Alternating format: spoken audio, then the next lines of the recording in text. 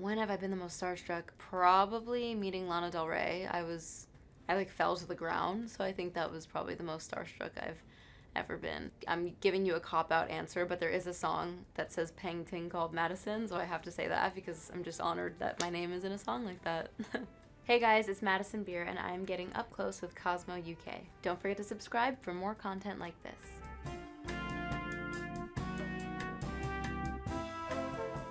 I think my favorite song to create on Silence Between Songs was probably Sweet Relief. It was very fun to create. Close runner-up would probably be Rider, because I really loved just writing that song. It was so fun. It was like writing a poem.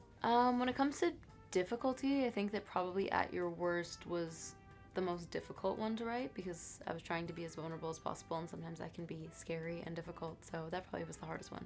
I think I chose to be really open on this album because, I don't know, I felt like it was time. I felt with Life Support, my debut album, it really was just me making music, quite simply, and songs that I loved and was proud of and excited by. And then with Silence Between Songs, it was obviously making music, but also wanting to tell a story in some capacity and wanting to, just, I don't know, like be vulnerable with some experiences that I've had and try to articulate them to the best of my abilities in a body of work. So that's really what this album kind of stands for, I guess. It's just me explaining things I've gone through and how I've grown in the past couple of years. Oh my gosh, my routine has changed a lot since the soap brow moment. I actually still do a similar thing, just not with soap anymore. I use like a gel or a pomade or something. But it's changed a lot. I feel like I'm always finding new ways to do my makeup, and I did my own makeup today, so I hope that it looks okay. But yeah, I don't know. I've always loved it. It's so fun. It's such a fun way to express yourself, and I don't know. I've just always enjoyed putting makeup on. I actually don't enjoy wearing it. I really look forward to like the end of the day when I get to take it off, but I love doing it. It's really fun. My best piece of beauty advice would probably be to do what feels right for you. I think that we like are in such a time where there's so many trends and exciting things. It's like, try this coffee latte makeup or this blah blah blah whatever, but I think that you don't have to conform to any trend or anything, and you should do what makes you feel beautiful, because everything is beautiful. So just do what makes you feel confident and happy. Probably replace my lip liner, my lip gloss. If I'm wearing no makeup, if I have like a day where I'm like I don't want to put any makeup on my face, I still will probably have some lip product on. I've been into lip stains lately, which is very new in my collection. So some sort of lip stain, lip liner, lip gloss would be the first things that got replaced. My go-to lip combo right now is Foxy Brown by Charlotte Tilbury, and then some Rhode by Hailey Bieber on top.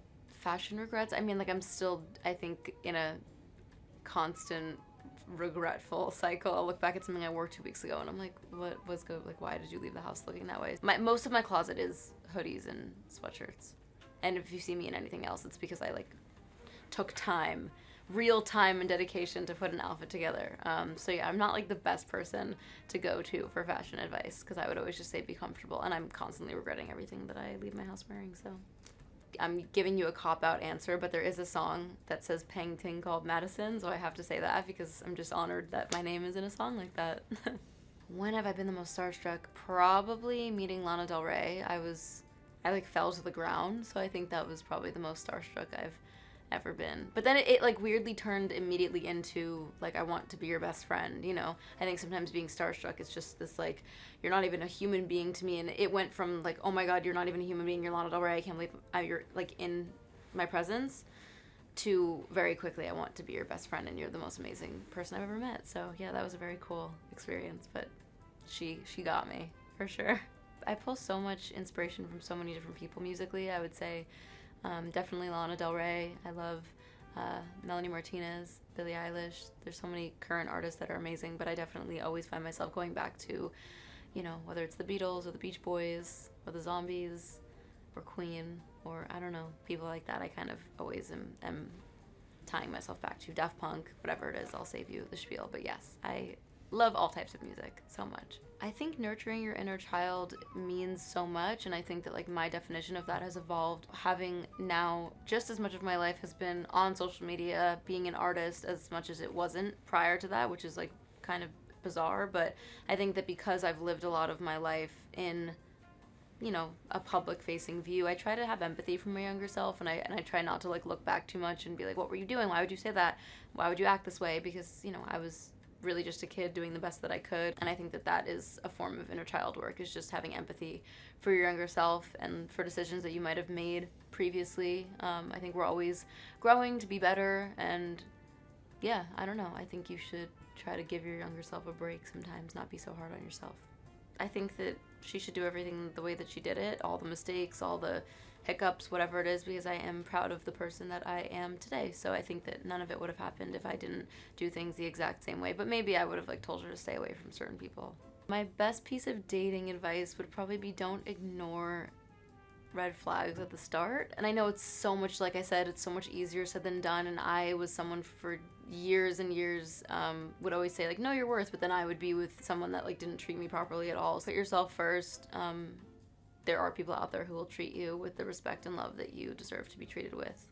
I try not to really deal with negativity and hate online anymore. I've gotten a lot better at like removing myself from, I guess, people's opinions, because they will always be there and they will always be loud and wanting to be read. And I'm very self-critical and I'm very insecure in many ways, so it doesn't do me any good by reading all the negative things people have to say about me. So I've just created that boundary within myself, which then ties back into like inner child work, self-love, and, you know, creating a boundary that you're like, you're only gonna see things that hurt you is good. And especially when I feel like I'm at a place where I do know who I am, I know my heart very confidently, and so no one can take that away. So there's no point in even really reading too much into it. I think self-love is honestly it's a difficult thing. It's an interesting thing. I think it takes years to practice what you preach. I know for so long I was always like, you gotta love yourself and you gotta know your worth, and that was just like not accurate to how I was living my life or treating myself, or what I was allowing, or, you know, the treatment that I was putting up with from people, or whatever it was. Even just the fact that I used to sit and scroll through like thousands of hate comments, like that's like abuse on yourself. Like, why are you putting yourself through that? So I think that there's little things that you can do, whether it's just being like, hey, I feel overwhelmed tonight and I'm going to cancel these plans and I'm going to stay home and I'm going to look after myself. That's self-love. You know, not being mean to yourself is self-love. Like, whatever, there's so many different definitions, but I think that it's ever changing and there's so many ways that you can define self-love. And I think that, you know, also take it day by day. I don't think that like talking about it sometimes feels like it's like you have to constantly be in a state of just like loving yourself, and that's also not realistic. I don't think I'm definitely not always in a state of loving myself, but when, you know, when the pressure's on and it's time, I try to be like, hey, inner dialogue, Madison, like, are we doing something that's potentially hurting ourselves right now? Should we stop? My proudest moment of my career would have to have been my tour. I think that year was the best year of my life in so many ways. I mean, yeah, I just look back and have to smile when I think about tour. Yeah, I did tease on my Instagram story another potential project, which feels ambitious but exciting. I am going on tour somewhat soon, and so I really would like to release something else before tour, which is crazy, but the more music, the merrier. So yes, I'm very excited for my tour. By the time you're watching this, I will have just announced it, which I can't wait for. And if you are in London or the UK, my London show is March 25th, so I hope to see you there. Bye, thanks for watching.